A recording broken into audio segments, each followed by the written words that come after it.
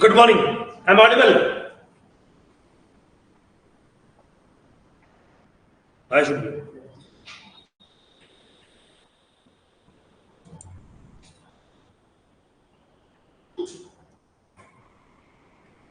Telegram की मैंने उस दिन लिंक भेज दी ना, मेरा आईडी बेसिकली क्या आईडी है? कमेंट कर सकता है कोई? Do you have ID?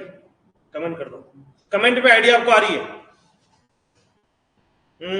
Additionally मेरा सेशन पीसी पर www.joinlegalom.com याद कर लो, क्या दिक्कत है इसमें? जब भी सेम एप्लीकेशन का पोर्टल वहां खुल जाएगा और आप लाइव।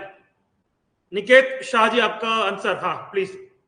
अच्छा सेंड कर दिया, रिसीव्ड होगा चेक, डन। सुबह चेक कर लिया मैंने, वो मैं देखता हूं अभी। मेरी टेलीग्राम आईडी आप तक आ चुकी है। चार्ज जजमेंट, लेकिन एक डिस्क्लेमर है, केवीएट है भैया सबके पहले, कि सबकी कॉपी चेक नहीं कर पाऊं तो नाराज नहीं होना है ना। और अगर मैं कुछ समझाने के लिए बोलूं या क्लास को इंटरटेन करने के लिए मजाक मस्ती करूं तो बुरा नहीं लगना चाहिए, है ना। कुछ बच्चों की वजह से बाकी सबको नुकसान होता है, डेफिनेटली ये ठीक बात नहीं है। मैं चाहता हूं कि हम चीजें बेहतर करें, क्योंकि चीजें बेहतर नहीं है। मैं चाहता हूं कि जजमेंट राइटिंग पे आपको मैं तैयार कर पाऊं इतना अच्छा कि आप एक बेहतर जज बने। और जज केवल एग्जाम पर्पस से नहीं, अभी तो बाद में भी जब आप जज बने तो आपके जजमेंट में रहे क्वालिटी। जज बनने के बाद भी बहुत सारे जजेस के जजमेंट खराब ही होते हैं, कुछ तो भी कर रहे होते हैं। मैं पढ़ता हूं, मुझे आश्चर्य होता है कि क्या ही कर रहा है भाई ये। अदर स्टेट्स के भी देखता हूं, इवन दिल्ली जुडिशरी तक के जजमेंट मैंने लोअर कोर्ट के देखे। जो बच्चे बनते हैं जेएमएफसी रैंक के जितने भी होते हैं, 5-7 साल, उनके जजमेंट में भी बहुत ज्यादा कई बार अच्छे नहीं रहते। अच्छे रहते, पर बता रहा हूं मैं कि ऐसा मत मानना कि जज बनने के बाद सीख ही जाओगे, शानदार आ ही जाएगा। और ये भी मत मानना कि उसके पहले आप सीख नहीं सकते, उसके पहले भी आप बेहतर और अच्छा जजमेंट कर सकते हो। कुछ बातों का ध्यान आपको रखना पड़ेगा। चलिए,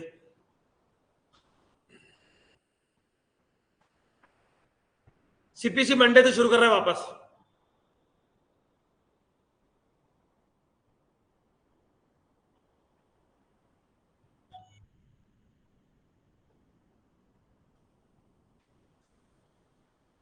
कल वाले में 506 में, अरे 506 में इक्विटल ही होगा ना, 506 और 94 इक्विटल, कन्विक्शन केवल 25 अगर रहा तो उसमें होगा। ठीक है, चलिए। Good morning. केस लॉ के मैं अलग से बताऊंगा एक दिन में। प्रोबेबली कल शायद मैं क्लास दिन में लूंगा 1 बजे के आसपास। 2-1 घंटे का सेशन लूंगा, बहुत सारे नोट्स आपको मैं बनवा दूंगा।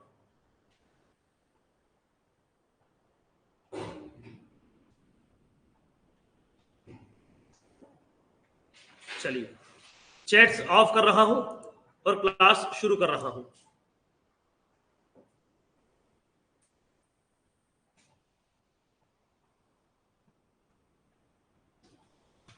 ठीक है,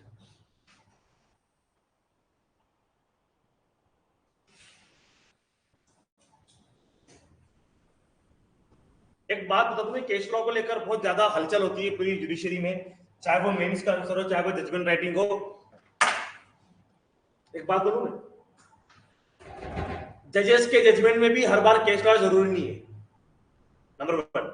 नंबर 2, हमारा जो एग्जाम आता है उसमें केस लॉ की मेंशन करने की जरूरत नहीं है। रीजन भी, सेटल्ड प्रिंसिपल ऑफ लॉ पे काम चल रहा है, और जब कोई प्रिंसिपल हो जाता है सेटल्ड, उसके बाद उसके केस लॉ की आवश्यकता पड़ती नहीं है। रेयर केसेस में केस लॉ का इस्तेमाल करना पड़ता है, पर हमें इस्तेमाल क्यों करना चाहिए? इंप्रेस करने के लिए। सिंपल सा लॉजिक है, लीगल रिक्वायरमेंट नहीं है। एक्सेप्शनली कोई केस आ जाए जहां पर आपको मेंशन करना पड़े, वो अलग बात है, वो अलग केस है, वो अलग सिचुएशन है। पर 27 की धारा है, इसके ऊपर सेटल्ड प्रिंसिपल है जिसको लेकर रिकवरी को लेकर, तो वहां मेंशन नहीं भी करो तो चलेगा, या मेंशन करो तो छोटा सा मेंशन करना और काम आगे बढ़ाना। समय ज्यादा हमारे पास परीक्षा में नहीं होता है, बहुत कम समय में हमें जजमेंट करना होता है। मध्य प्रदेश जुडिशरी का एडीजे का जजमेंट का पेपर जो आता है, मध्य प्रदेश के सिटिंग जजेस जो नौकरी कर रहे हैं पिछले 20 साल से, 3 घंटे में पेपर पूरी शिद्दत से वो भी पूरा नहीं कर सकते। मतलब एक अच्छा जजमेंट वो भी पूरा उन 3 घंटों में नहीं लिख सकते हैं, ये लेवल ऑफ पेपर होता है। वो खुद बोलते हैं कि हमारे सिटिंग जज भी नहीं कर पाएंगे, मतलब जजमेंट कंप्लीट कर देंगे, वो दिक्कत नहीं है, लेकिन आपको कुछ चीजों को स्किप करना पड़ेगा, कुछ चीजों को छोड़ना पड़ेगा, है ना, मजबूरी में आपको कुछ चीजें काटनी पड़ेगी। उस प्रकार करके कट शॉर्ट करके चालू जजमेंट जो काम चल जाए भैया, वैसा जजमेंट 3 घंटे में कोई बच्चा दे सकता है एडीजे का। सिविल जज वालों केस में चूंकि कहानी छोटी होती है, एविडेंस कम होते हैं, गवाह कम होते हैं, एडीजे से बेहतर जजमेंट हम वहां पर एग्जाम में कर सकते हैं। और चूंकि मैंने कहा है आपको कि जजमेंट राइटिंग का एग्जाम पेपर 4 में रिपीट कर रहा हूं, इस बात को बहुत ध्यान सुनना, वो 70% आप घर से क्या तैयार करके गए इस बात पे करता है निर्भर, और 30% निर्भर करता है वहां पर क्वेश्चन पेपर में क्या है और किस तरीके से आपने उसको देखा। अगर आप 70% तैयार है तो आपका जजमेंट अच्छा भी होगा, पूरा भी होगा, तैयार भी होगा। लेकिन बच्चे करते क्या है, वो चाहते कि हम सब मन से लिखे, हम अचानक कोई बात बोले वहां पर जो है नहीं कर सकते भाई, इतना आसान नहीं है। आपको नहीं पता है वेरिएंट वैल्यू बहुत सारी चीजों की आपको नहीं पता है। आपको नहीं पता है कि जो बात एफआईआर में नहीं बोली वो यहाँ बोले तो क्या फर्क पड़ेगा। आपको नहीं पता है कि जिन गवाहों का नाम एफआईआर में नहीं लिया वो अगर गवाह आ जाते तो उसका फर्क क्या पड़ेगा। आपको नहीं पता है कि रिकवरी का फर्क क्या पड़ेगा। रिकवरी के 50 केस चलते हैं, थेफ्ट भी चलता है, रॉबरी भी चलता है, ऑफेंस भी चलता है, तो कहीं रिकवरी की वैल्यू ज्यादा है, कहीं रिकवरी की वैल्यू कम है। जब तक ये सारे प्रिंसिपल आपके दिमाग में नहीं होंगे, आप एक अच्छा जजमेंट, एक अच्छा कन्विंसिंग जजमेंट नहीं कर पाओगे। तो सबसे पहले वो सिद्धांत हमारे पास होना चाहिए, वो प्रिंसिपल आपको पता होना चाहिए। एडिशनली आपको वो राइटिंग नोट्स भी आपके पास होना चाहिए, नोट्स जरूरी है एक, क्योंकि इसको आपको याद करो और जाके चिपका दो बस, ये आपकी राइटिंग स्पीड बढ़ जाती है। जजेस 4-5 साल की प्रैक्टिस के बाद उनके पास ये कौशल आता है कि वो बोर्ड पे बैठे बैठे लिखा देते पूरा जजमेंट। 3-4 साल लगते हैं उसके अंदर भी, वरना आज भी नए जजेस कॉपी पेस्ट करके काम चला रहे हैं, ये इसको उठा ले उसको उठा ले, कॉपी पेस्ट करके जजमेंट तैयार किया है। ओरल डिक्टेशन 100% नए जजेस भी नहीं कर पाते, तो आप भी उसकी उम्मीद अपने आप से रखो मत, समय भी अपने पास इतना होता नहीं है। क्लियर है? टॉपिक हमारा भैया चल रहा है थेफ्ट, और थेफ्ट में मैं कमेंट ऑन कर रहा हूं। 27 के मेमो में जॉइंट डिस्क्लोजर आपने पढ़ा होगा। जॉइंट डिस्क्लोजर के ऊपर आप सबका भैया क्या ओपिनियन है, मैं एक बार जानना चाहता हूं। जॉइंट डिस्क्लोजर स्टेटमेंट एडमिसिबल और नॉट इन लॉ, मुझे कमेंट बॉक्स में बताइए। आप सबने केस लॉ भी पढ़ा होगा, आप सबने कोई जजमेंट भी पढ़ा होगा, है ना, को पता होगा। प्लीज कमेंट करके आप मुझे एक बार बता दीजिए कि इसकी एडमिनिस्ट्रेटिविटी के ऊपर क्या कहना है आपका, व्हाट इज योर ओपिनियन। मैंने चैट ऑन कर दिया ना? हाँ मैंने कर दिया on. Admissible Navjot Sandhu, acceptable admissible Abdul Saeed case. Abdul Saeed मैंने पढ़ा नहीं है, पर हाँ नवजोत सद्धू मैंने देखा है। एडमिसिबल, सब बच्चे एडमिसिबल बोल रहे हैं ना। बस यही टेस्ट आपका एग्जाम में होता है। मैं आपको समझा रहा हूं, देखो चीजें अपने को नहीं पता हो, गलत करो कोई दिक्कत नहीं, मैं आपको समझाता हूं पूरा केस क्या है, ये पूरी कहानी क्या है। ये सब कुछ किताबों से, चंद किताबों से, और कहीं कहीं में देख लिया कि it is admissible, it is acceptable, पर उसका क्या लेवल है और मैं आपको पूरी बात यहाँ पर समझाने वाला हूँ। नवजोत संधू केस कब का है बेटा? नवजोत संधू केस का ईयर क्या है? पार्लियामेंट अटैक का केस है ये 2005, एम आई राइट? 2005 का जजमेंट है ये।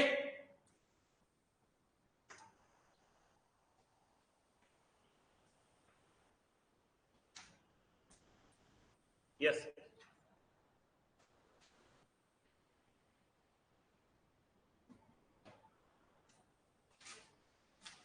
समझे अब केस को अपन? पूरा मैं आपको समझाऊंगा चीजों को, आराम से शांति से समझना।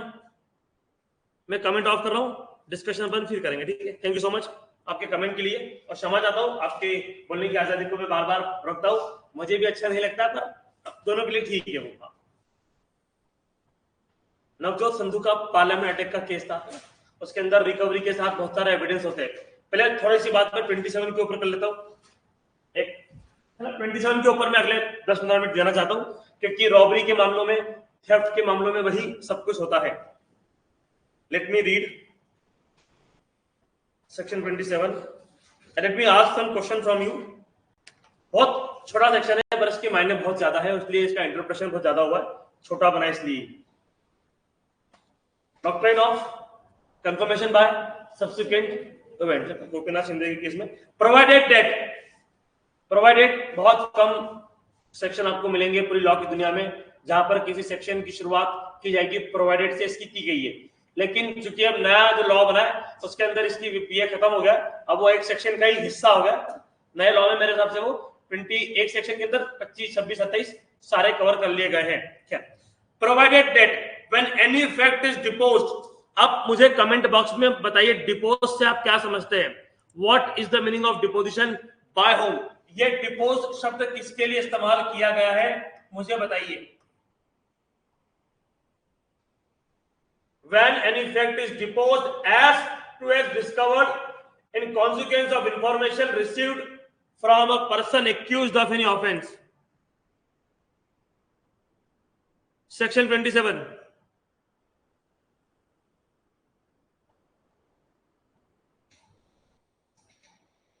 एक्यूज जब कुछ बताता है डिपोजिशन है ना, ठीक है।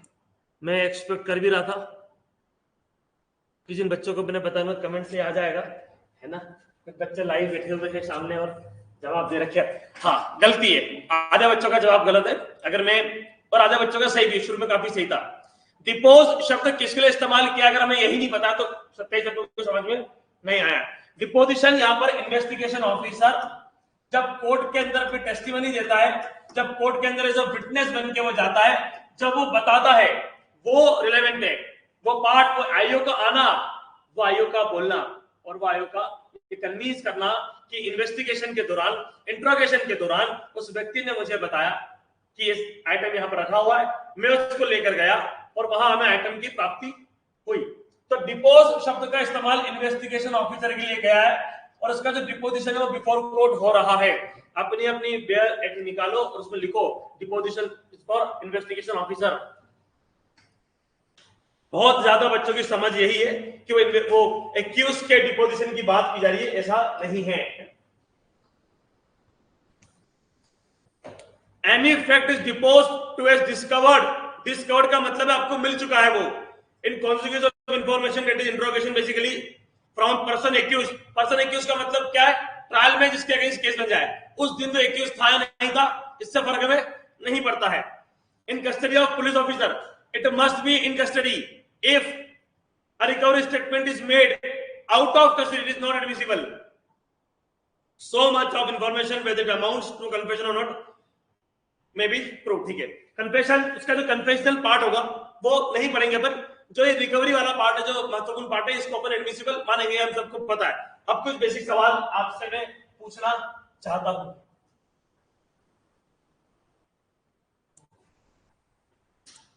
आपने 27 समझ लिया तो थेफ्ट का केस आपके लिए आसान हो जाएगा, किस तरीके से आपको डील करना आसान हो जाएगा। मैंने कमेंट बॉक्स खोला है क्योंकि मैं कुछ सवाल पूछ रहा हूं, ठीक है। आप प्लीज अपनी तरफ से कोई रिक्वेस्ट नहीं करी कि सर जजमेंट अपलोड कर दो, ये कर दो, वो कर दो। प्लीज अभी जब मैं पढ़ा रहा हूं तो प्लीज वही कमेंट करें जो काम का है, जो रिलेवेंट है, ताकि मैं पढ़ूं तो मेरा टाइम वेस्ट ना हो, ना आपका टाइम वेस्ट हो। मेरा सवाल है, ये टेरेस है, इस छत पे व्यक्ति खड़ा हुआ है, और पहले तो इसका साउंड में ऑफ करो भैया, है बार बार घंटी बज रही है, हैंड रेस भी बंद कर दिया, ठीक है। हाँ चलो, यहां पर पुलिस वाला खड़ा है। इस व्यक्ति ने ऊपर से चिल्ला के बोला कि मैंने चाकू वहां छिपाया है, आप जाके ले लो। वहां जाता है, चाकू भैया मिल जाता है, वेदर इट इज एडमिसिबल और नॉट। या ये व्यक्ति फोन करके बोलता है पुलिस को कि सर ये मैं एक्यूज ऑफेंस का, और ये मैंने चाकू वहां पर छुपाया, जालो जाके देख लो, चाकू मिल गया, और वही चाकू मिला जिससे अपराध हुआ था। क्या ये एडमिसिबल रहेगा, नहीं रहेगा? इट इज एडमिसिबल और नॉट। वो बता रहा है पुलिस वाले को कि देखिए सर वहां पर आप चले जाइए, गया, मिला, एडमिसिबल और नॉट। यस, इट एडमिसिबल ये नहीं है। कुछ बच्चों की रिप्लाई एक दो के है कि रहेगा रहेगा, यस है ना, मैं वही बता रहा हूँ बस, ठीक है sir, done done, thank you so much for your comment. हाँ इट इज नॉट एडमिसिबल, है ना। आप समझ रहे हैं लॉजिक क्या है इसका, एग्जाम में आ सकता है। हमने बोला there must be custody, police की कस्टडी में होना चाहिए। जब मैं पुलिस एक्यूज ने किसी को फोन करा आईओ को, तो क्या वो कस्टडी में है? नॉट। अगर कोई व्यक्ति छत पे खड़ा हुआ है और नीचे बोल रहा है पुलिस को, क्या वो कस्टडी में पुलिस की? नॉट। Custody is must. अब इसका जो डिफरेंस का लेवल है वो बाद में कभी समझूंगा।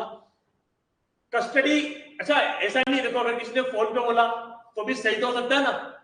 ऐसी क्यों मानो कि वो झूठी बोलेगा? वो बोल जाओ कि चाकू छिपाया है, उठा लो जाके, जो करना कर लो, बात सही है वो, पर एडमिसिबल नहीं है वो, because there is no caution, है ना। कॉशन का कंसेप्ट होता है लॉ में कि जब भी कोई व्यक्ति ऐसी बात बोलेगा तो उसके अगेंस्ट यूज कर सकते हैं, देयर मस्ट बी कॉशन। मतलब देख भाई तेरे अगेंस्ट इस्तेमाल हो सकता है। कन्फेशन में आपने देखा होगा कोर्ट के सामने जब कन्फेशन होता है 164 में, तो वहां पर एक प्रकार का कॉशन दिया जाता है। तो वैसे ही कंसेप्ट पुलिस के लिए भी है। इवन ब्रिटेन के लॉ में तो ये भी है कि आप जब कन्फ्यूजन कर रहे हो, सॉरी एक रिकवरी स्टेटमेंट, आपको उसको बताना है कि तेरे अगेंस्ट इस्तेमाल हो सकता है। इंडिया के अंदर अगर आप पुलिस की कस्टडी में हो तो इसे बाय डिफॉल्ट मान लिया गया कि देयर इज अ कॉशन, आप कुछ भी बोलोगे पुलिस उसका इस्तेमाल कर सकती है। तो यहाँ पर पुलिस अलग से आपको कॉशन नहीं देती है, लेकिन custody itself is the meaning of caution. Custody को क्या माना गया? यहाँ पर कॉशन ही माना गया है। सो कॉशन का कंसेप्ट है, कस्टडी में होते हो तो कॉशन होता है, कस्टडी में नहीं होते हो तो किसी प्रकार का कॉशन वार्निंग नहीं होती है, और इसलिए आउट ऑफ कस्टडी को हमने इनएडमिसिबल माना गया है। ये इसका डिफरेंस था। देवन उपाध्याय के केस में आया था, ये डिफरेंशिएट का सवाल था कि कस्टडी को ही क्यों मान रहे हो, आउट ऑफ कस्टडी को क्यों नहीं मान रहे हो। तो देवन उपाध्याय के केस में आर्टिकल 14 पे से संवैधानिक चुनौती दी गई थी और उसे माना गया कि ये भैया प्रॉपर संवैधानिक है। तो एक बात आपने समझी, कस्टडी। अच्छा, एक व्यक्ति थाने में गया, कोई एफआईआर करा रहा है, और एफआईआर कराते हुए उसने क्या बोला, अपने सामान की रिकवरी खुद के कैसे करा, पत्नी को मारा, थाने में गया, टेबल पे सामने बैठा वो, और उसने बोला कि सर मैंने मारा और चाकू मैंने यहाँ छिपाया, चलो करा देता हूं। क्या ये वो व्यक्ति जब पुलिस के सामने एफआईआर कराने गया है, क्या वो पुलिस की कस्टडी में है? ये माना जाएगा, नहीं माना जाएगा? कमेंट ऑन कर दिए है, प्लीज चेक। क्या पुलिस कस्टडी में माना जाएगा, नहीं माना जाएगा?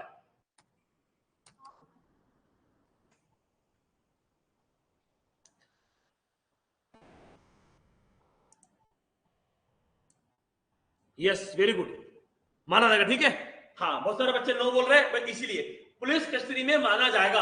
आप इस बात को समझना, कस्टडी का मतलब ये नहीं होता है कि आपको हथकड़ी पहना दियो या आपको ऑफिशियली अरेस्ट कर लिया हो। If you are under the control of police now, जब एक्यूज थाने में गया है और उन्होंने बोला है कि मैंने मर्डर किया है, वो उम्मीद कर रहा है कि छोड़ देगी police. He is in the custody of police. तो आप सामने भले बैठे हो, यू आर इन कस्टडी, आप पुलिस के कंट्रोल में ही हैं, आप पुलिस की कस्टडी में हैं। What is the difference between arrest and custody? Arrest और कस्टडी इंटरव्यू में पूछा गया सवाल है ये। अरेस्ट में और कस्टडी में क्या फर्क होता है? देखिए, अरेस्ट करने पर 100% क्या हो जाती है? कस्टडी हो जाती है। अरेस्ट किया तो अपने आप क्या हो जाती है? कस्टडी हो जाती है। लेकिन कस्टडी के लिए arrest is not necessary, arrest is not necessary, ठीक है। तो कस्टडी बिना अरेस्ट के भी हो सकता है। तो अगर आपको एग्जामिनर क्वेश्चन पेपर में कहीं उलझाए तो अपने को भैया उलझना नहीं है। चलिए, वेरी गुड। अब आप समझना, थेफ्ट के रिकवरी के प्रोस्पेक्ट से बात कर रहा हूं केवल। क्या होता है, मैं आपको सच बताता हूं, हमें पुलिस के ऊपर अविश्वास भी करना चाहिए, हमेशा विश्वास नहीं करेंगे आप। उसका रीजन बता रहा हूं। क्या होता है, मान लो थेफ्ट का ऑफेंस हुआ है, अब इसके अंदर का आइटम चोरी हुई है। अब आप समझ रहे हो, आपके शहर में चोरी हुई है, रात में किसी ने देखा नहीं है, इज इट पॉसिबल कि चोर मिल जाए? बहुत कम संभावना होती है सर।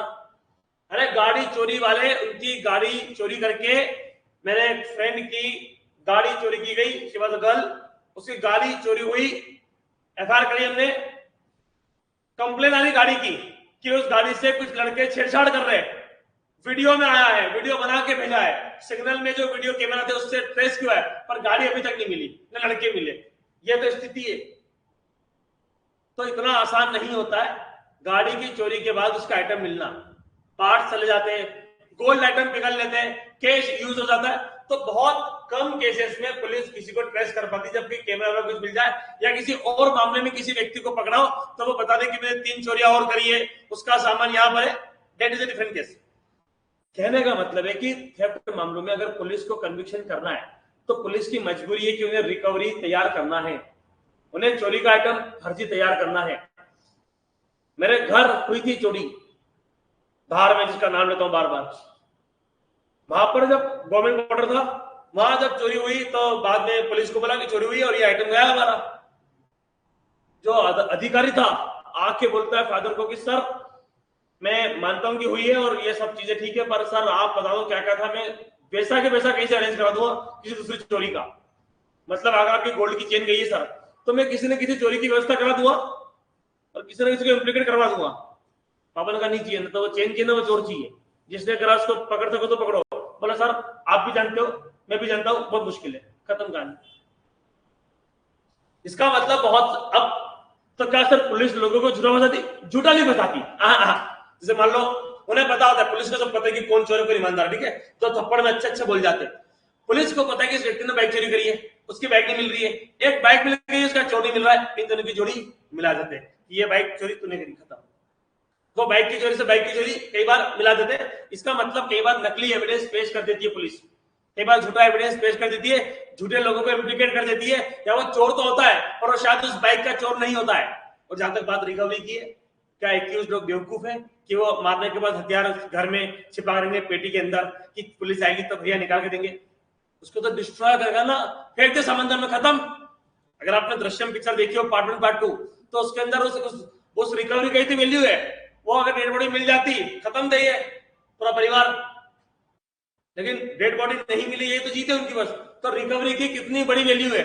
अब दर्शन देखना मत आज दिन भर, कोई पढ़ाई करो, है ना। अरे नहीं सबको बोला सर ने आज सुबह वीडियो में भी देखना है पिक्चर, पापा मैं तो पिक्चर देखूं, नहीं ऐसा नहीं, तो बता रहा हूं मैं, क्यों एक एग्जांपल दे दिया कि रिकवरी इज बहुत महत्वपूर्ण है। जहां पर सर्कमस्टेंशियल एविडेंस होता है, देखो एक एक केस जहां पर सामने चोरी करते हुए देख लिया, पकड़ लिया उसको, खत्म। रिकवरी हो ना हो, कुछ भी हो, कैमरे में आ गया कोई चोरी करते हुए, रिकवरी हो ना हो क्या फर्क पड़ता है इस बात से।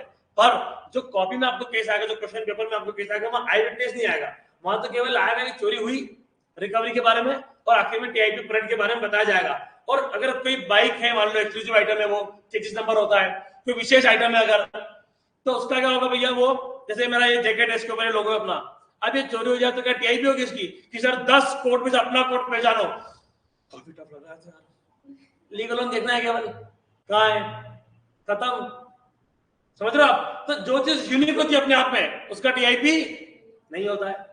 जो चीज बहुत जनरल होती है उसका भी टीआईपी नहीं होता है। सर मेरा गेहूं चोरी हो गया, ये 10 गेहूं, पहचान तेरे गेहूं कौन से? मेरे गेहूं पहचान लेगा, अपने चावल, अपने गेहूं, अपनी दाल पहचान लेगा तू, पहचान लेगा नोट तेरे कौन से थे 20-20 के। कॉमन आइटम की टीआईपी से फर्क नहीं पड़ता।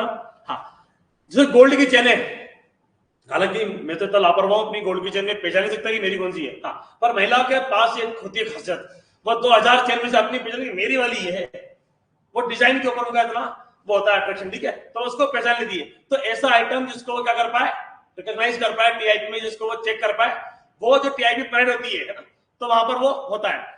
अब टीआईपी परेड के ऊपर सवाल है कि वो कौन कर सकता है। टीआईपी परेड को खत्म करो, छोटा सा टॉपिक है। टीआईपी मतलब threat inducement test identification parade. इसका सेंस क्या है? ये क्या होता है, जैसे मान लो पुलिस को एक आइटम मिला, रिकवर हुआ, या आपको चोर मिला, या आपको कंप्लेंट मिला, अब इससे आपको आइटम मिला बेसिकली, तो ऐसे 10 आइटम आप इसके सामने रखोगे और उसको बताओगे अपना वाला पहचान ले। अगर इसने यही पहचान लिया, यही निकला, तो इसका क्या मतलब, इनका एक रिश्ता बन चुका है, सरकमस्टेंस तैयार हो चुके, एक चेन तैयार हो चुकी है। आप किस तरीके से आपने इम्प्लीकेट इस व्यक्ति को किया है, ये वाली बात यहाँ पर होती है। तो टीआईपी कोई भी कर सकता है, पर बताऊं कि ईएम से क्यों कराते हैं, कलेक्टर से या तहसीलदार से क्यों कराते हैं? क्योंकि जैसे मान लो किसी व्यक्ति को बुला लीजिए, लॉ का नहीं है, उसके सामने टीआईपी करेंगे, अब वो जो कोर्ट में जाके बयान देगा ना, पूरी टीआईपी फेल कर देगा। एक अच्छा विटनेस है हमको टीआईपी का। टेस्ट आइडेंटिफिकेशन परेड बहुत महत्वपूर्ण साक्ष्य होता है चोरी वाले मामलों में, सर्कमस्टेंशियल एविडेंस में। इसकी एविडेंटरी वैल्यू जबरदस्त कब होगी, जब कोई जबरदस्त व्यक्ति के सामने पूरी कार्रवाई हुई होगी। तो टीआईपी पुलिस खुद भी करा सकती है कि हमने इसको बुलाया, चेक कराया, पर पुलिस को भरोसा भी करेगा क्या? पुलिस अगर ऐसा करेगी तो पुलिस का केस कितने क्या हो जाएगा, केस कमजोर हो जाएगा, क्योंकि पुलिस के ऊपर क्या भैया, भरोसा नहीं है। तो पुलिस खुद भी टीआईपी कर सकती है, पुलिस आम आदमी को भी बुला सकती है, पुलिस सामने चाय वाले पान वाले को भी बुला सकती है, पर पुलिस बुलाती है एग्जीक्यूटिव मजिस्ट्रेट्स को, क्योंकि वो एक्सपर्ट हो जाते हैं गवाही देने के, उन्हें पता है कि कोर्ट में क्या बोलूंगा तो व्यक्ति फंसेगा, तो वो क्रॉस को भी संभाल लेते हैं। आम आदमी क्रॉस को संभाल नहीं पाएगा, this is the point. Clear है ये? समझ में आ रहा है टीआईपी क्या हुआ है? तो टीआईपी अगर एग्जीक्यूटिव मजिस्ट्रेट आया और वो सारी बातें बोल गया, तो टीआईपी प्रूव मान लेना आप, जब तक कोई विशेष क्या नहीं है, कॉन्ट्रोडिक्शन। ठीक है, तो टीआईपी अक्सर कहानी में प्रूव होगी। टीआईपी को साबित करने के लिए कोई भी अगर ईएम आ जाए, आप मान लेना, नंबर 1। नंबर 2 क्या भैया, 3 कंसेप्ट थे अपने चोरी के अंदर। पहला क्या प्रूव करना है, पहला साबित करना है कि थेफ्ट में चोरी हुई थी, पहला थेफ्ट साबित करना होता है कि थेफ्ट हुई थी। दूसरा रिकवरी साबित करना होता है, उसके ऊपर बात कर रहा हूं मैं। और तीसरा टीआईपी साबित करना होता है। टीआईपी एग्जीक्यूटिव मैसेज साबित हो जाएगी, थेफ्ट उस व्यक्ति की एफआईआर से, उस व्यक्ति की टेस्टिमनी से, स्टेटमेंट से, और उसको डिसबिलीव करने का कोई कारण नहीं है, ना डिफेंस ने उसको ऐसा क्रॉस कराया कि कुछ महत्वपूर्ण तथ्य वहां पर आ पाए। इसलिए ये दोनों तो अक्सर कहानी में साबित हो जाएंगे, आपका पूरा केस यहीं पर टूटा हुआ होगा। यही वो टर्निंग पॉइंट है जहां पर आप तय कर पाएंगे कि थेफ्ट हुआ या नहीं हुआ। एकमात्र आधार उस एक्यूज को जोड़ने का, और पुलिस किसी झूठे व्यक्ति को जोड़ सकती है, इस बात को आप ध्यान रखिएगा। अब ऐसे में 2-3 बात होती है। अब इस रिकवरी को प्रूव कौन करेगा, ये मेरा सवाल है। रिकवरी को प्रूव करने के लिए अगर इन्वेस्टिगेशन ऑफिसर नहीं आया, क्या रिकवरी प्रूव होगी? नहीं होगी। डिपोजिशन इज नेसेसरी, सेक्शन 27 बोलता है। अगर आपने डिपोज ही नहीं किया, आयोग गया ही नहीं, तो रिकवरी तो भैया उसकी वैल्यू बहुत ज्यादा खत्म हो जाएगी। हाँ, पर मर मुरा जाए, कहीं दूर चले जाए, दोनों रिकवरी विटनेस आ जाए, तो अपन उसको ले सकते हैं फिर भी। तो investigation officer plus recovery witness 1, recovery witness 2, ये 3 लोग ही होते हैं पूरी कहानी में जो रिकवरी को साबित करते हैं। और इन तीनों के बयानों के ऊपर, अब इन तीनों में भी क्या होगा, ये व्यक्ति हॉस्टाइल हो सकता है, ये व्यक्ति हॉस्टाइल हो सकता है। इनके हॉस्टाइल होने से कोई फर्क, या तो देखो 2 बातें होगी, 3 बातें होगी, सॉरी मैं मिस्टेक। एक तो आईओ प्लस किसी को विटनेस बनाया ही नहीं, पहला केस नो विटनेस, किसी को पब्लिक विटनेस बनाया ही नहीं गया है पहला, क्योंकि मैंडेटरी यही भी नहीं। 27 का बोलता है कि 2 के सामने बोलना चाहिए। दूसरा, इन्वेस्टिगेशन ऑफिसर प्लस विटनेस तो बनाए, पर वो अब्सेंट है, वो आए नहीं है। और तीसरा, वो आए तो है, पर वो क्या हो गए, हॉस्टाइल हो गए। चौथा होगा, वो आए और सपोर्ट कर दिया, पर हमारी कहानी में अगर सपोर्ट कर दिया तो हमारा केस खत्म। क्या ही वजह उसके अंदर फिर, अगर रिकवरी दोनों विटनेस बोल गए, टीआईपी हो गई अच्छे से, चोरी प्रूव हो गई, साफ कन्विक्शन का केस है। ठीक है, अब तीनों ही केस में, चाहे ये आए हो, नहीं आए हो, बनाए गए हो, नहीं बनाए गए हो, हॉस्टाइल हो गए हो, बहुत ज्यादा फर्क नहीं पड़ता हमारे केस को, अगर हमारा आयु मजबूत है। अगर आयु सारी बातें बोल रहा है, आयु के ऊपर अविश्वास करने का कोई कारण नहीं है, तो आपको आयु की बात मानना है। वो पुलिस वाला हो जाने से वो खराब नहीं हो जाता है, वो झूठा नहीं हो जाता है, वो अविश्वसनीय होने का कारण नहीं हो जाता है। वो विश्वसनीय है, वो पुलिस वाला है, उसकी नौकरी है, वो अपना काम कर रहा है, और कोई व्यक्ति अपने काम करते हुए झूठ क्यों बोलेगा? उसे क्या मजा आ रहा है लोगों को रोज फंसाने में? उसका काम क्या है? रोज इन्वेस्टिगेशन। क्या वो रोज झूठों को फंसाएगा? क्या आत्मा निकल गई उसकी बाहर, फिर काम कर रहा है वो? नॉट। लेकिन इसका स्टेटमेंट, इसका जो टेस्टिमोनी बहुत होना चाहिए सॉलिड, पूरा विश्वसनीय। आयोग की स्टोरी पूरी होना चाहिए विश्वसनीय। बाकी सारे केसेस से मुझे फर्क नहीं पड़ता, उसके बाद फिर रिकवरी को मैं प्रूव मानूंगा, बस रिकवरी अच्छे से साबित हो जाए। तो दो आएंगे, नहीं आएंगे, आएगा होस्टल हो जाएगा, एक हो जाएगा, कोई फर्क नहीं पड़ता है। मैं बोल रहा हूँ हमारे केस में आपको करना है कि नहीं, इन्वेस्टिगेशन ऑफिसर पुलिस अधिकारी है, उसकी जो फॉर्मूला होता है वो बाकी लोगों से अलग नहीं होगा। क्या विटनेस का अलग फॉर्मूला है, ये भी सभी विटनेस की तरह ही होता है। तो इसको भी उसी आधार पे जाएगा परखा कि अगर इसको विश्वास कर सकते तो करिए, हाँ कोई डाउट है तो मत करिए, सिंपल सी बात है। सामने वाला व्यक्ति बताया ना डिफेंस में आके कि ये पुलिस वाले सर तुम्हारे खिलाफ क्यों जा रहे हैं, आप बताओ ना, तो मेरा पड़ोसी है इसलिए मेरे खिलाफ जुर्माना हो रहा है, आप बोलो ना कि कोई कारण है, वाई? तो डिफेंस को आके बताना पड़ेगा कि किसी पुलिस वाले ने मुझे झूठा क्यों फंसाया है। जब तक आप ये नहीं बोल पाओगे हम इन्वेस्टिगेशन ऑफिसर को रिलायबल पर्सन मानेंगे, विश्वसनीय व्यक्ति मानेंगे, और उसके आधार पर रिकवरी को प्रूव भी मानेंगे। बात लिख के आना है कि ये चटर पटर, ये 10-10 रुपए के लोग, और सर हो भी जाए रिकवरी विटनेस। क्या इनकी रोड पे घूम रहे, इनको बुला लिया पुलिस ने, ये बिक गया 200 रुपए में, तो क्या न्याय बिक जाएगा 200 रुपए में? क्या बात कर रहे हो आप? क्या भारत की जुडिशरी इन विटनेस के आधार पर चलती है? इन विटनेस के पलट जाने से क्या केस खत्म हो जाएगा? एडिशनली कहा लिखा सकता है इसमें कि 2 गवाह चाहिए। रात में कोई व्यक्ति बोल रहा है इंट्रोगेशन में, कहां से लेगी पुलिस आधी रात को गवाह कि नहीं भैया आइए, वो सुनिए क्या बोलना चाह रहा है वो? संभव, प्रैक्टिकली संभव है क्या? क्या सरकार ने 2 लोग बिठा रखे बाहर? कोई है भारत में सपोर्ट करने वाला? अभी लगा पुलिस आपको बोल की भी आप आ जा सकता है, में गवाह बना, अरे सर हमारा तो एग्जाम है सर, अभी प्री मेरा तो कोई नहीं आएगा आपके घर से, बोला किसी और को भेजो, और जरा पापा को बुखार आ रहा, मम्मी भी किचन में व्यस्त है, वो छोटी तो बच्ची है, इसका तो काम। जब इस देश के लोग पुलिस को सपोर्ट करने को तैयार नहीं है, फिर कैसे उम्मीद करोगे आप कि पुलिस कोई 2 अच्छे लोगों को बना देगी विटनेस? सच है कि नहीं है? अरे जजमेंट में लिख सकते हो, ये लिखा हुआ भी है। और कोई क्राइम हो जाए वहां सामने हो रहा हो राजवाड़ा पे, पब्लिक है, तब नहीं बनाओ तो दिक्कत है, तो पुलिस की गलती है भैया कि साहब राजवाड़ा पे हजारों लोग हैं और पुलिस अगर बोले कि आपको गवाह बनना है और आप नहीं बनो तो आपके खिलाफ पुलिस कार्रवाई कर सकती है, legal action can be taken against you. तो ऐसा नहीं कि पुलिस की रिकवरी की गरज है आपसे, आपको चमकाने की जरूरत है, चुपचाप भक्त भगत पूरा परिवार आएगा, वो भी एक केस है। और वो डिपेंड करता है कि इस केस में आप रिकवरी कर रहे हो। राजवाड़ा पे मर्डर हुआ है, सामने सब कर रहे हो, तो विटनेस ये ना भैया, कितने लोग खड़े भाई, बना लो विटनेस, क्या दिक्कत है? हाँ, थाने पर आधी रात को विटनेस कहां से लाऊंगा मैं? तो डिपेंड करता है कि कार्रवाई कहाँ हुई है, वहां लोगों की प्रेजेंस थी या नहीं थी। अगर राजवाड़ा पे घटना है, पब्लिक थी, तो आपने नहीं बनाया तो इट इज अ डाउट कि क्यों नहीं बनाया तुमने, क्योंकि वहां पर आपको एक बहाना नहीं है ना कि लोग नहीं थे, धमकी नहीं थी, तेरे पास लोग भी थे और तेरे पास पावर भी था। तो गवाह बन जाए, कार्रवाई कर रहा हूं, क्लियर है? तो ये आयोग की पावर है, ये कर सकता है वो, ठीक है। तो मैंने तो इन सबके लूट जाने से और बिक जाने से हमारे केस को प्रभाव नहीं पड़ता है, प्रभावित तो नहीं होता है, थेफ्ट हो जाता है। अब सवाल ये है, मतलब अब मैं आपको सिंपल सा बता रहा हूं कि अगर आपके पास कोई थेफ्ट का केस है, आयोग पे विश्वास हो गया, आयोग आ गया, रिकवर बोल रहा है, खत्म है, कन्विक्शन है, इनका आपको बस लिखना पड़ेगा बैलेंस जमा के कि इनके हॉस्टलों से मेरे केस को फर्क क्यों नहीं पड़ता है, बस इतनी सी बात काम हो जाएगा। एक केस है joint disclosure statement. Joint disclosure statement, जैसा कि आप सभी ने बताया कि सर नवजोत संधू के केस में, भैया 2005 के केस में एडमिसिबल हुआ पहली बार, प्लस नवजोत संधू का केस पार्लियामेंट अटैक का केस था, वहां पर उसके सिवा और भी बहुत सारे क्या थे, एविडेंसेस थे सपोर्टिंग कोरोबरेटिंग।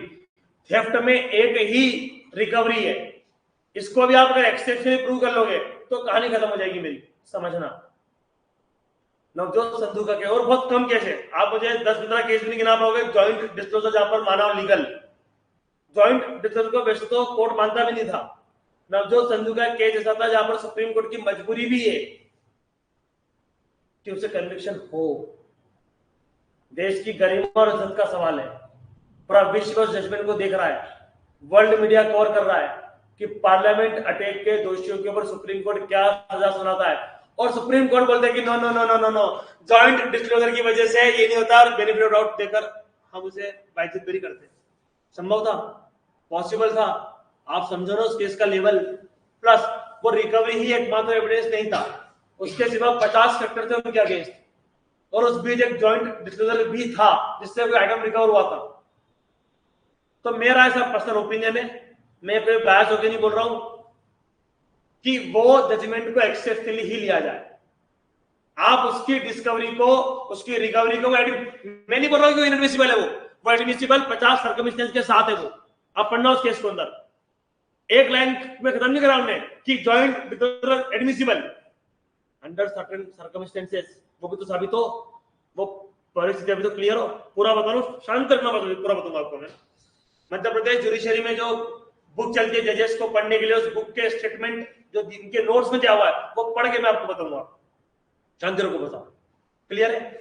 तो मेरा कहना है कि उस केस को क्या लेना अपने को एक्सेप्शनली। जॉइंट डिस्क्लोजर का मतलब क्या होता है पता है? मतलब ये होता है कि ये पुलिस वाले भैया खड़े हैं, यहाँ पर दो व्यक्ति हैं और ये दोनों एक साथ बोल रहे हैं कि हमने कहां छुपाया। Have you heard about Chinki Minki? Kapil Sharma में दो लड़की आई थी, इंदौर के बॉलीवुड इवेंट में भी आई थी, दोनों एक साथ बोलती है। मेरा तो है पर इसका नहीं पता वाला था, मेरी तो हो गई पर इसका नहीं पता, है ना। तो कहने का मतलब है क्या संभव है कि ये दोनों एक साथ बोले चोरस में, जैसे गाना गाते हैं, जैसे हम राजगान गाते हैं, चोरस में क्या संभव है इनके लिए बोलना उस रिकवरी के बारे में? नहीं। व्हाट इज इंपॉर्टेंट, जिससे पहले पता चला उसके अगेंस्ट यूज होता है, इस बात को समझना। ऐसा नहीं कि चार चोर के अगेंस्ट नहीं, इसने बोला तो इसके अगेंस्ट ही इस्तेमाल होगा, और इसने बोला तो इसके अगेंस्ट ही होगा। तो अब ये मैं मानता हूं कि लॉ में बहुत अच्छा लॉ नहीं है, क्योंकि बता रहा हूं, लॉजिक बता रहा हूं। ये 4 कमरे हैं, चारों 21 को अंदर बंद किया, 2 बजे, 2:05 पे, 2:10 पे, 2:15 पे इन्वेस्टिगेशन ऑफिसर साहब आए, इससे पूछा कहाँ रखा था चाकू, इसने बता दिया कि वहीं पेड़ के पीछे, वहीं पेड़ के पीछे, वहीं पेड़ के पीछे, वहीं पेड़ के पीछे। चारों को अलग अलग कमरे बंद किया, इतना दूर की एक दूसरे की आवाज को नहीं सुन सकते थे। तो चाकू के बारे में मतलब चारों को पता था, इसका मतलब है कि ऑफेंस इनका कोई ना कोई लिंक रहा होगा, लेकिन लॉ बोलता है कि इन ये तो एडमिसिबल नहीं है, केवल ये एडमिसिबल है। वाई? क्योंकि आयोग को क्या होना चाहिए? नॉलेज उसका होना नहीं चाहिए। अगर आयोग को पता है कि चाकू का है, इसके बाद 27 का मेमो फेल है।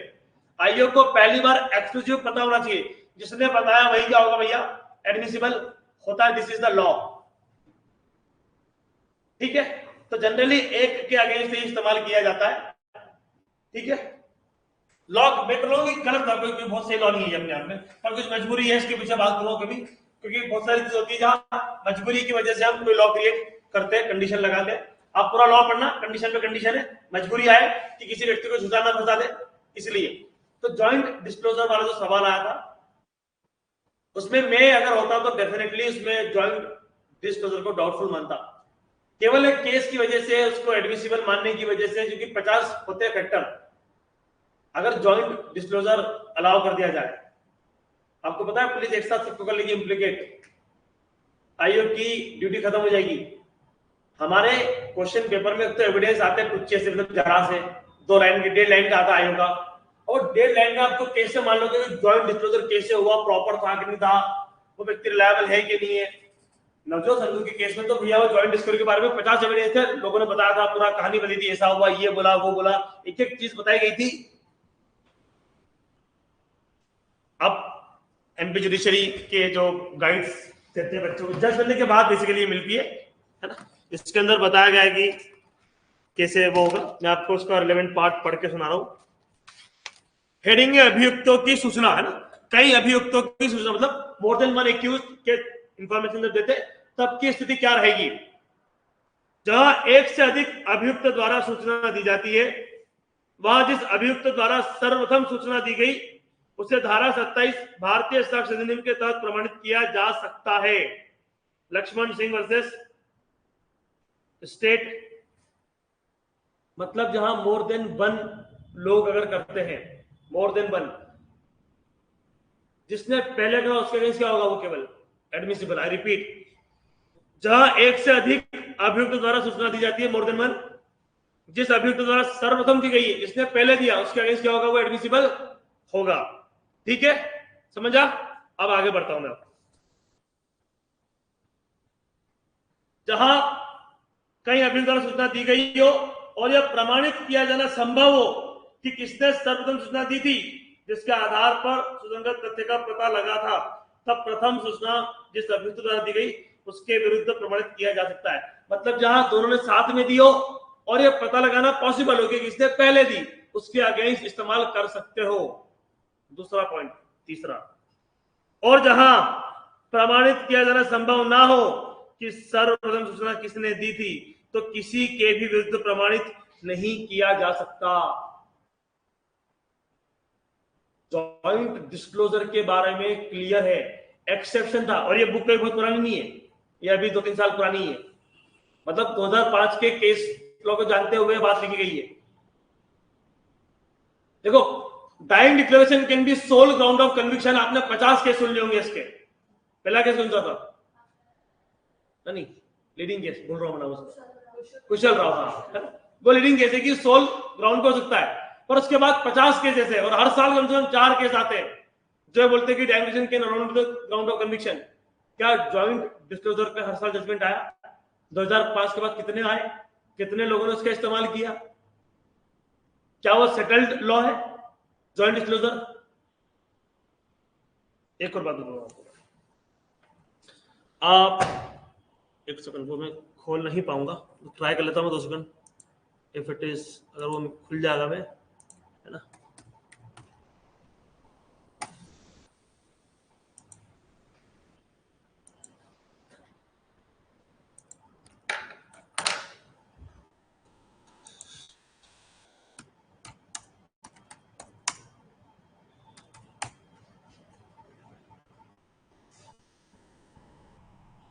कहाँ है भाई यार?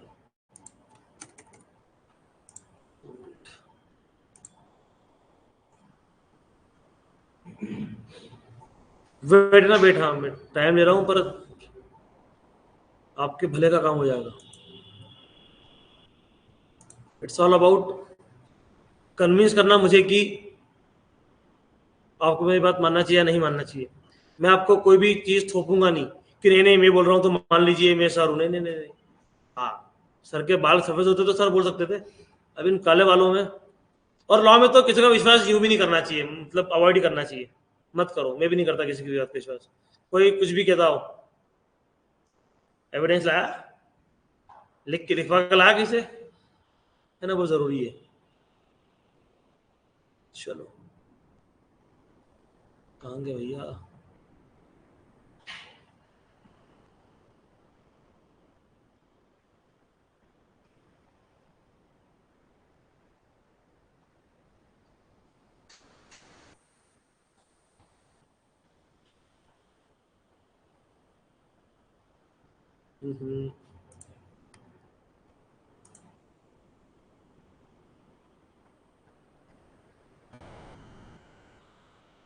आज सुबह ही मुझे मिला था, हाँ ठीक है।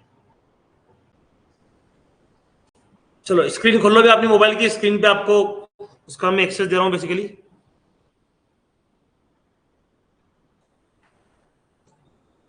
आपके स्क्रीन पे लाइव लॉ शेयर कर रहा हूं, दिख रहा है? अब इसका अपने को ये पढ़ना है पार्ट, केवल ये वाला पार्ट।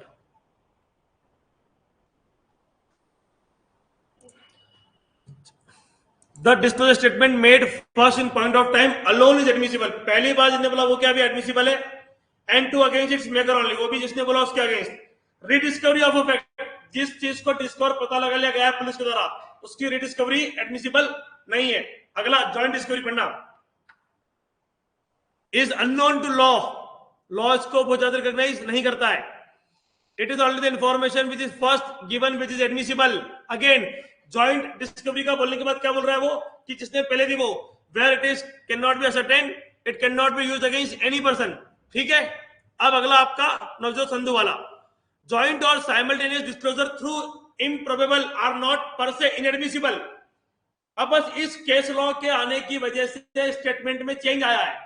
ऊपर के 2 पैरा में क्लियरली बोला है कि नॉन एडमिसिबल, पर चूंकि एक केस ने उसको एडमिसिबल कर दिखाया है, तो दिल पे पत्थर रख के लिख रहा है वो, throw improbable are not per se inadmissible, कि एक्सेप्शन का एक्सेप्शन हो सकता है। Whether and to what extent simultaneous could be relied by a court really a matter of evaluation of evidence। क्या आपके पास एविडेंस थे इतने कि आप ये इवेल्युएट कर पाओ? जॉइंट डिस्क्लोजर को आप एडमिसिबल कर सकते थे आसानी के साथ केवल स्टेटमेंट के साथ, जबकि वो केस लॉ खुद बोल रहा है कि सर्कमस्टेंसेस को देखकर एविडेंस को इवेल्युएट कर ही हम कर पाएंगे।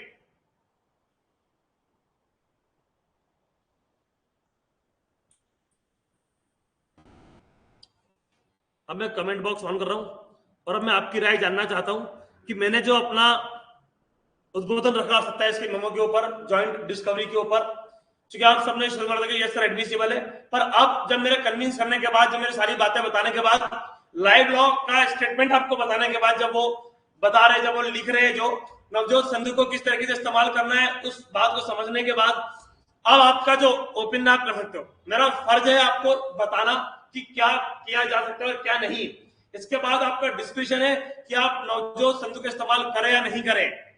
आप उस केस को लिखकर बोले कि इसको नहीं मानेंगे हम, ये एक्सेप्शनल केस था, इसके अंदर 50 और एविडेंस थे, हमारे थेफ्ट में केवल एक ही रिकवरी हुई है, कोई आई विटनेस नहीं है, उस रिकवरी के ऊपर भी डाउट है, हम उसे एक्सेप्शनली क्यों मानेंगे यार? कम से कम एक ढंग की चीज तो प्रूव कर दो, रिकवरी अच्छे से प्रूव कर दोगे, कम से कम वो तो करो एटलीस्ट आप।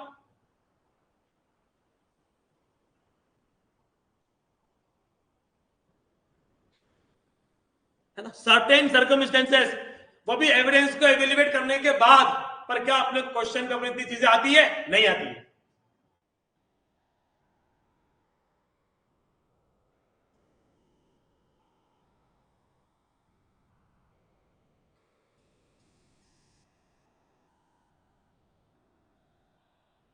अब देखो, अब एक बच्चे ने पूछा कि सर आप बता दो क्या करना है। देखो मैं मत करो ऐसा, मैं नहीं चाहता कि मैं अपना ज्ञान थोपूं, मैं नहीं चाहता कि आप पूछो कि ये कर दे भाई कर दे, मैं बोल रहा हूं नहीं, आप भी पढ़े लिखे हो, मैं पढ़ा लिखा हूं, दोनों के सामने लॉ एस्टेब्लिश है, लॉ बता भी दिया। आप ये पूछो कि सर आप होते तो क्या करते, तो मैं बताऊंगा, तो वो फिर बात मेरे पे आ जाएगी, है ना।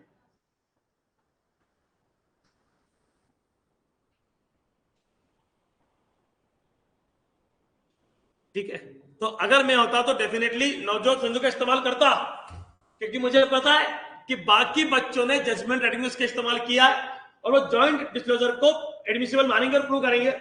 मैं नवजोत संधू का इस्तेमाल करता और उसको इस बात पे करता कि इसके सर्कमस्टेंस के केस पॉजिटिव और प्रॉपर इवेल्युएशन ऑफ एविडेंस के बाद उसको एडमिसिबल किया गया, और हमारे पास एविडेंस फिलहाल नहीं है। हमारे पास कोई आयोग का स्टेटमेंट है, जॉइंट डिस्क्लोजर कैसे हुआ, कितने लोग थे, क्या बोला, कैसे बोला, ज्वाइन कैसे हुआ, कोरस में कैसे हुआ, वो दैट इज द पॉइंट।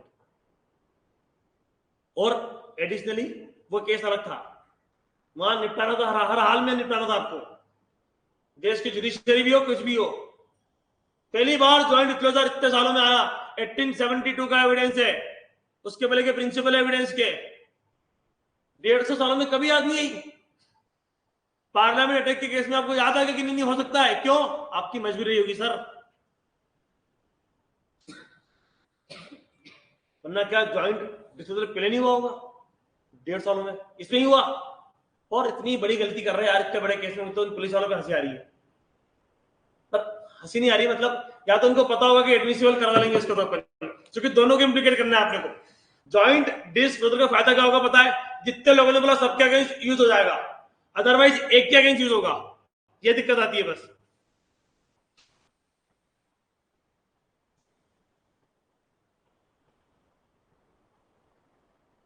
चलो वेरी गुड, मैं जो समझाना चाह रहा था आप समझ गए, उम्मीद करता हूं आपको चीजें समझ आई होगी। ठीक है, 5000 वाले कोर्स और इस कोर्स में मटेरियल डिफरेंस क्या है? एक्सेप्ट पर्सनल गाइडेंस, कोई डिफरेंस नहीं है उसमें, केवल कॉपी चेक करी बस, कोई डिफरेंस नहीं है। 5000 के कोर्स में केवल कॉपी चेक करके आपको पर्सनली बता रहा है, बाकी कोई डिफरेंस नहीं है। जो है यही आपके सामने है, ये पेड जो बच्चे ये भी वही दिख रहे हैं, ऑनलाइन जिन्होंने मुझे पैसा दिया है वो भी वही दिख रहे हो, आप भी वही दिख रहे हो, नो डिफरेंस। पेपर 1 3 का, ट्रांसलेशन का, बोर्ड्स ऑफ डिफरेंस है वो। As to judgment writing, I am loyal to you.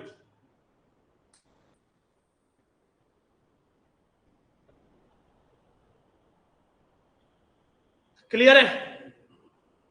चलिए, वेरी गुड। सौरभ, पानी की बोतल लाना, ऑफिस में रखिए। ठीक है, तो आप केस समझ चुके होंगे। अब आज तो अपना काफी टाइम निकल गया बेटा, है ना, पूरा 1 घंटा हो गया।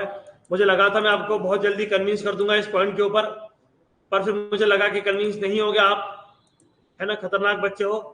और फाइनली मुझे अपना टाइम पूरा कंज्यूम करना पड़ा, है ना, इसके अंदर। ठीक है, क्लास रहेगी रिकॉर्डेड, है ना, और keep it recorded, no issue, है ना। ठीक है, इसको रिकॉर्डेड रहेंगे, है ना। अच्छा सेशन रहा आज का, इसको अपन यूट्यूब पर भी डाल सकते हैं, कोई दिक्कत नहीं है। ठीक है, चलिए कल करेंगे बाकी दिन। कल कॉपी चेक करेंगे, कॉपी चेक करूंगा मैं, निश्चिंत रहो आप। कॉपी भेज दो, सेशन में अपन कॉपी चेक करेंगे, नॉट एन इशू।